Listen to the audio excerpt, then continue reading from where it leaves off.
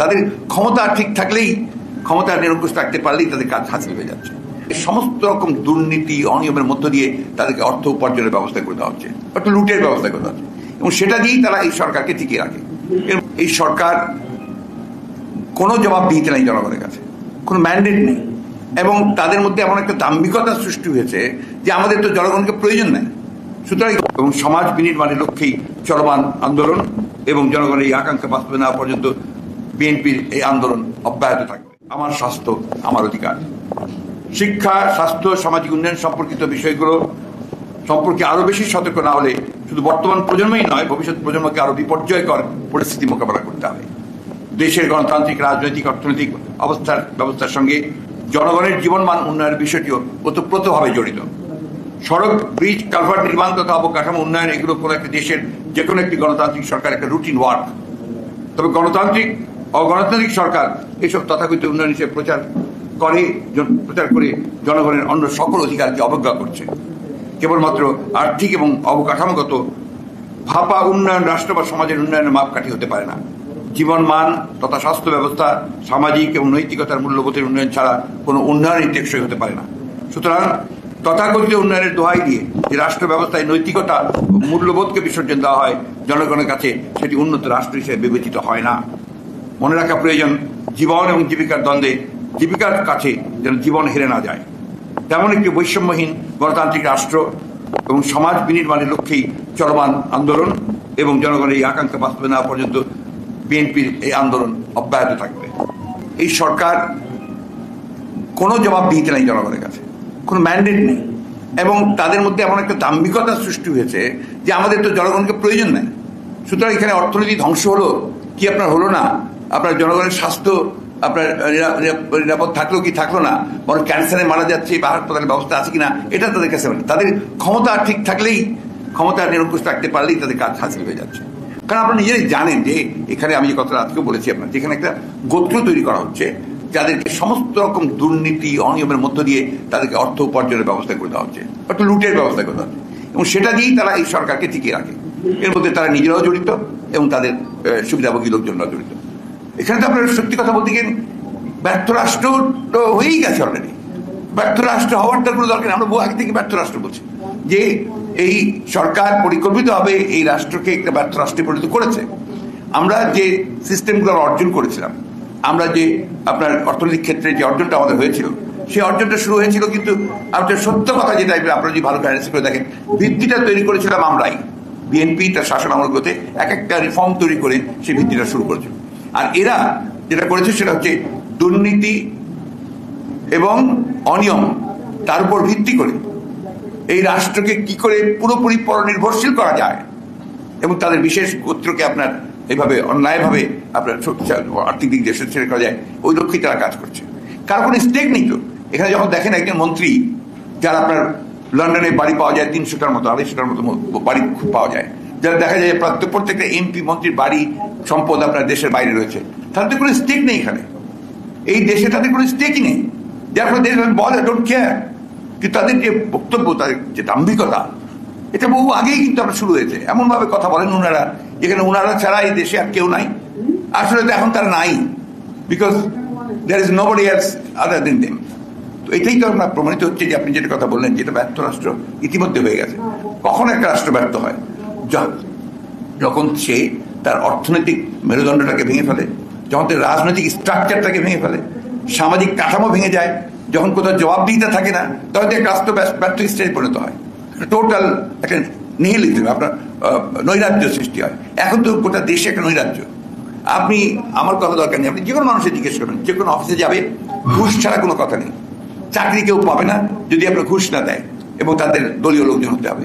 বিচার কেউ পাচ্ছে না যদি দলীয় না হয়, বিচার পাচ্ছে না। এই যে বিষয়গুলো আছে, এই বিষয়গুলো কিন্তু আপনার একটা প্রমাণ করেছে যেটা পুরোপুরিভাবে একটা ব্যর্থ রাষ্ট্রে পরিণত হয়ে গেছে, ফেইল স্টেট হয়ে গেছে। আপনাদের নিশ্চয়ই মনে আছে যে প্রেসিডেন্ট জিয়া রহমানের একটা বায়োগ্রাফি লিখেছিলেন মাহফুজুল্লাহ সাহেব। সেখানে আপনার উইলিয়াম ডি মাইলাম তিনি আপনার একটা কমেন্টস লিখেছিলেন যে 1975 সালে যদি জিয়া রহমান নিহত হতেন, 1981 সালে না হয়ে, তাহলে এই দেশের ভাগ্যে একটা failed state like Liberia, Afghanistan হয়ে যেত। এই কথাগুলোকে স্বীকার করতে চায় না। জিয়াউর রহমান তখন দেশকে রক্ষা করেছিলেন। তিনি ওই ব্যর্থ রাষ্ট্র হওয়া থেকে তুলে নিয়ে এসেছিলেন, একটা ক্লোজড ইকোনমি, একটা ফেইল্ড একটা পলিটিক্যাল স্ট্রাকচার, তার থেকে বেরিয়ে করে বহুদলীয় গণতন্ত্র দিয়েছিলেন, ইকোনমিকে একটা আপনার মিক্সড ইকোনমি এবং পরবর্তীকালে প্রাইভেট সেক্টরকে চালু করেছিলেন। ফলে কিন্তু আপনার উন্নতির বেসিসগুলো তৈরি হয়েছিল। বেগম জিয়া তার শাসন আমলে সেগুলোকে আপনার নারিশ করেছেন। এবং একটা সময় ছিল শেষের দিকে আপনাদের মনে থাকার কথা সকলেরই, 2006 সালের দিকে, তখন আপনার নিউজউইকের মতো পত্রিকা হেডলাইন করেছিল, কাভার স্টোরি করেছিল, ইমার্জিং টাইগার বাংলাদেশকে। এগুলো কিন্তু সবাই ভুলে গেছে এখন।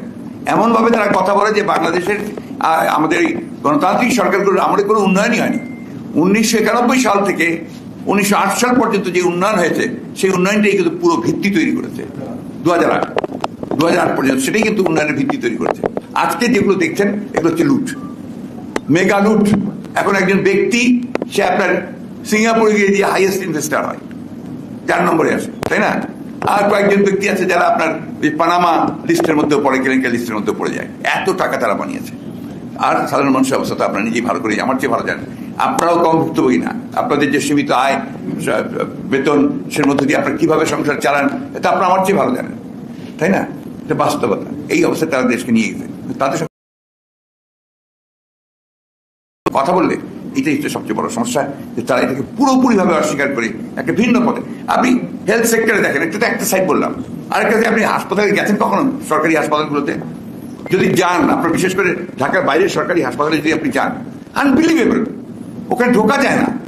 এত দুর্গন্ধ, এত নোংরা, এত আপনার মানে দালালদের অত্যাচার, চিন্তা করা যায় না। আর দেখে হাসপাতাল আশেপাশে সমস্ত নতুন নতুন ডায়াগনস্টিক সেন্টার, ক্লিনিক করে উঠেছে।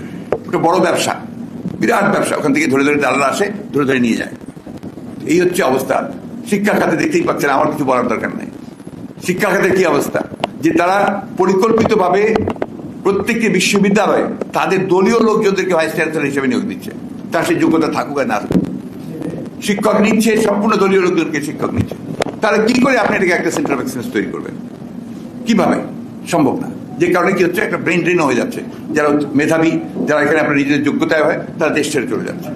এই একটা অবস্থার মধ্যে দেশ পড়েছে। এখান থেকে তো বেরিয়ে আসতেই হবে আমাদেরকে। Thank you. আমি দেশনেত্রী বেগম খালেদাকে শুধু বিএনপির মা বলি না, আমি বাংলাদেশের গণতন্ত্রের মা বলি।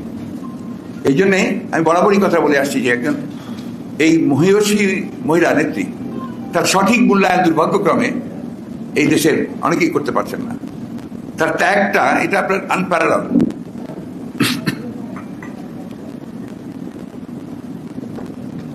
1971 সালে যখন প্রেসিডেন্ট জিয়াউর রহমান সাহেব স্বাধীনতা ঘোষণা করেন, তখন কিন্তু একজন মেজরের স্ত্রী হিসেবে তিনি চিটাগাঙ্গে ছিলেন।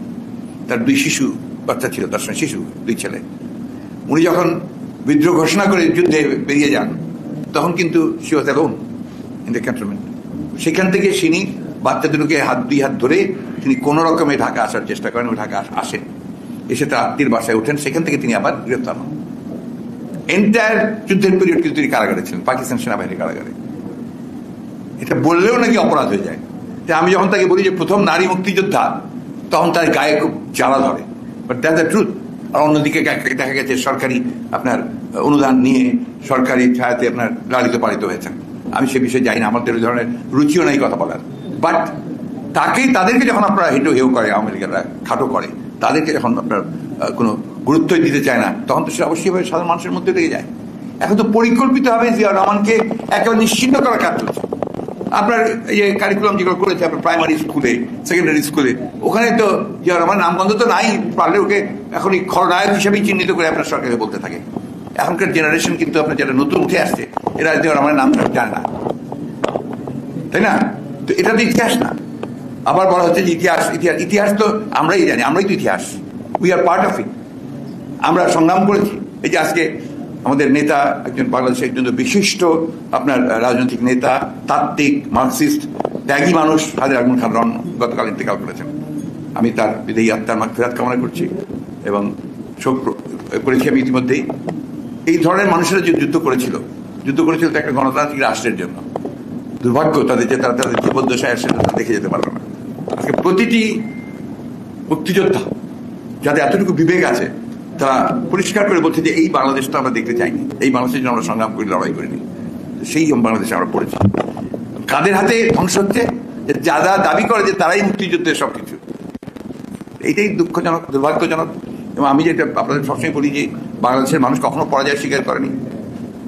সাময়িক সমস্যা হতে পারে, সাময়িকভাবে একটু জটিলতা আসতে পারে, কিন্তু আলটিমেটলি বাংলাদেশের মানুষ জয়ী হয়েছে সবসময় তাদের ন্যায়সঙ্গত যে সংগ্রাম, লড়াই, অধিকার আদায়, সেটা তারা জয়ী।